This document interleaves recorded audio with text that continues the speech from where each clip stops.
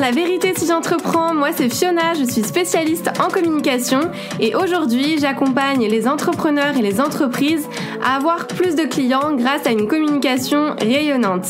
Chaque semaine, je vais vous partager des stratégies, des conseils concrets et facilement applicables autour du business en ligne, d'Instagram, de l'organisation, mais aussi mes réflexions plus personnelles et l'envers du décor de l'entrepreneuriat en toute vulnérabilité et sans aucun filtre. Si tout ça vous parle, alors bienvenue, vous êtes au bon endroit et maintenant c'est parti pour l'épisode étincelant du jour. Hello tout le monde, bienvenue dans ce nouvel épisode de podcast.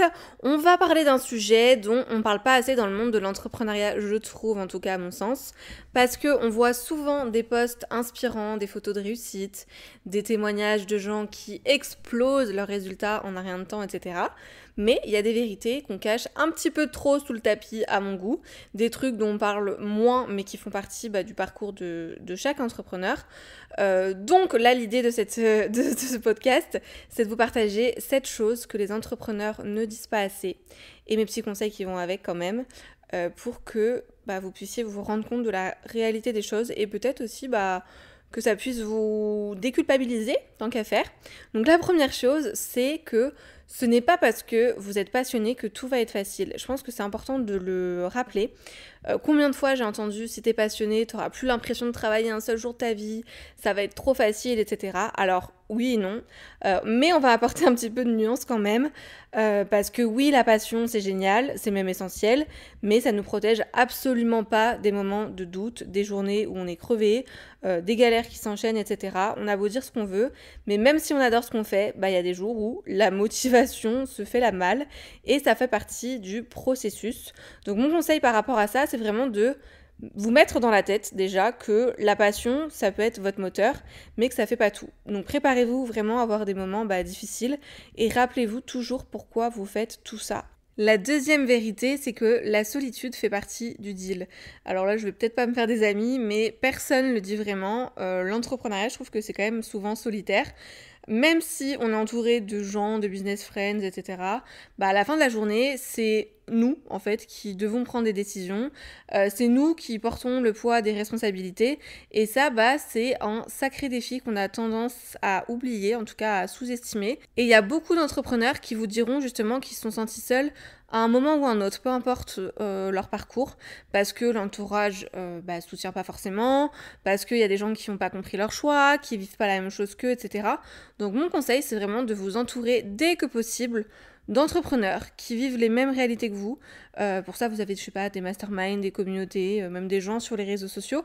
Mais le fait d'avoir quelques personnes, ou même ne serait-ce d'ailleurs qu'une seule personne, avec qui vous pouvez échanger régulièrement, ça fait toute la différence.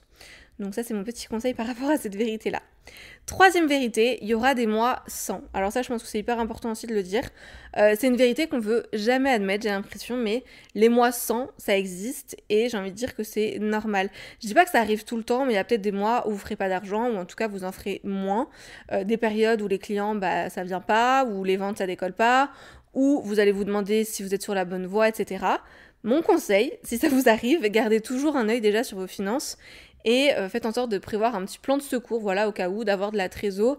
Ça vous permettra de mieux vivre ces périodes sans stresser, sans paniquer, parce qu'encore une fois, aucun business connaît une courbe de croissance ultra linéaire, enfin en tout cas il y a peu de business, et il faut savoir que ces moments de galère, c'est souvent aussi des périodes de réflexion, de réajustement, donc profitez-en aussi pour travailler sur votre business. Quatrième vérité, c'est que la comparaison, c'est le pire ennemi. Bon, ça, je pense que vous le savez en vrai, mais on a beau dire qu'on regarde pas ce que font les autres, on est tous un peu coupables de se comparer, franchement, qui l'a jamais fait. Vraiment, dites-moi dans les commentaires, en message, si jamais vous faites partie des personnes qui se comparent pas, chapeau bas. Mais c'est vrai qu'avec les réseaux sociaux, c'est difficile de pas se comparer, surtout quand on voit les success stories à gauche, à droite, etc. Mais j'ai envie de vous dire que cette comparaison, en fait, elle est ultra toxique parce que ce qu'on voit pas derrière ce qu'on voit justement sur les réseaux, c'est les coulisses, c'est-à-dire les galères, les doutes, les nuits sans sommeil, et puis il y a aussi beaucoup de mensonges sur les réseaux sociaux, on va pas se mentir. Et ce qu'on voit, en fait, c'est vraiment une version éditée, on va dire ça comme ça, de la réalité. Donc vraiment, focalisez-vous seulement sur votre parcours à vous, parce que vous êtes sur votre propre chemin, vous allez à votre rythme. Et ce qui compte, c'est de... Le petit bruit là, c'est mon chien qui ronfle, c'est pas moi qui ronfle, je tiens à préciser. C'est de progresser à votre manière sans vous comparer aux autres, mais c'est hyper difficile. 5e vérité que j'ai notée, c'est que la peur ne disparaît jamais, et d'ailleurs c'est totalement ok. Celle-là, notez-la, parce que vraiment c'est tellement une idée reçue, j'ai l'impression. On pourrait croire que plus on avance, plus on gagne en confiance, et plus la peur s'évapore parce que ça y est, on est à l'aise. Désolée de vous le dire, mais tout ça c'est ultra faux, parce que la peur sera toujours là en fait. On va dire qu'elle change simplement de forme, parce que forcément les défis sont pas les mêmes. Au début c'est peut-être une peur d'échec, de pas trouver de clients, etc. Et ensuite ça sera une peur de réussite, une peur de savoir si vous êtes capable de gérer votre succès, on va dire, de tenir sur du long terme. La peur en fait c'est normal, et j'ai même envie de dire que c'est assez sain finalement, parce que ça nous garde en alerte et ça nous pousse surtout à sortir de notre zone de confort et à évoluer sans cesse. Donc vraiment apprenez à vivre avec votre peur, ne la laissez pas vous paralyser et acceptez en fait qu'elle fait partie du cheminement et du process. 6e et avant-dernière vérité, c'est que le succès prend souvent plus de temps que prévu. Quand on se lance, on peut croire que la réussite, ça va venir ultra rapidement. Encore une fois, on nous vend ça sur les réseaux. Mais la réalité, c'est que la majorité des entrepreneurs mettent beaucoup plus de temps que prévu pour réellement décoller. Ouais, ça se compte en mois, parfois en années. Il y a toujours des exceptions à la règle. Par exemple, moi, j'ai vécu mon activité directement au jour 1. Au début, je me disais que j'avais de la chance d'ailleurs, parce que ça a été très vite pour moi. Mais maintenant, je pense qu'en fait, on provoque aussi sa chance en fait. Bon bref, ça c'est un autre sujet. Mais vous pouvez pas, encore une fois, vous comparer par rapport aux autres. Mon conseil par rapport à ça, c'est vraiment d'être patient et de continuer d'avancer, de persévérer, même quand les résultats sont pas là tout de suite. Parce que c'est vraiment la persévérance qui fait la différence entre ceux qui réussissent et ceux justement qui abandonnent trop tôt. Et en fait, moi j'ai remarqué avec le temps que la réussite, c'est vraiment un jeu de patience, parce que rien se fait en un claquement de doigts. Je pense que ça se saurait, sinon il y aurait beaucoup plus de personnes qui vivraient de leur activité et qui seraient très contents. Donc voilà, ne regardez pas ce qui se passe chez les autres et concentrez-vous encore une fois sur vous. Et dernière vérité, c'est que les échecs ne s'évaluent pas, mais les réussites non plus. Parce que dans notre société, c'est vrai que tout est toujours mesuré, tout est toujours noté, comme si on était encore à l'école avec les bulletins de fin d'année qu'on avait. Le truc que j'adorais d'ailleurs, by the way.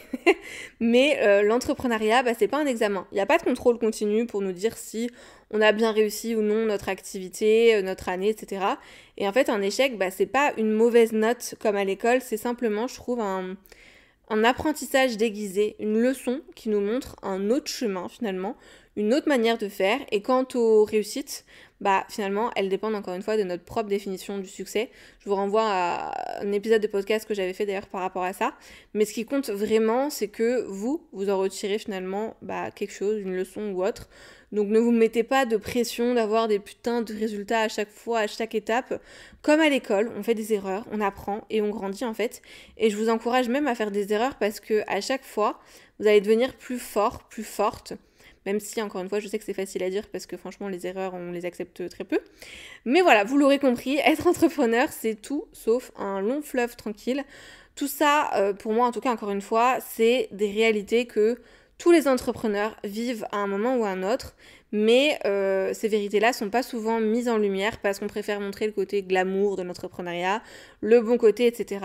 Donc si jamais vous vous sentez submergé ou vous doutez, sachez que vous n'êtes pas seul et que c'est totalement ok. Et j'espère que cet épisode du coup vous aura fait du bien et surtout que vous aurez compris ce que je vous ai dit. Voilà, je vous dis see you soon. C'est tout pour aujourd'hui, j'espère que cet épisode vous a plu. N'hésitez pas à vous abonner si vous ne voulez absolument pas manquer les prochains épisodes et à laisser 5 étoiles pour me soutenir. Vous pouvez me retrouver sur Insta pour encore plus de conseils ou si vous voulez simplement papoter. En tout cas, merci de m'avoir écouté. Je vous dis à très vite pour un nouvel épisode La vérité si j'entreprends. Je vous fais des bisous.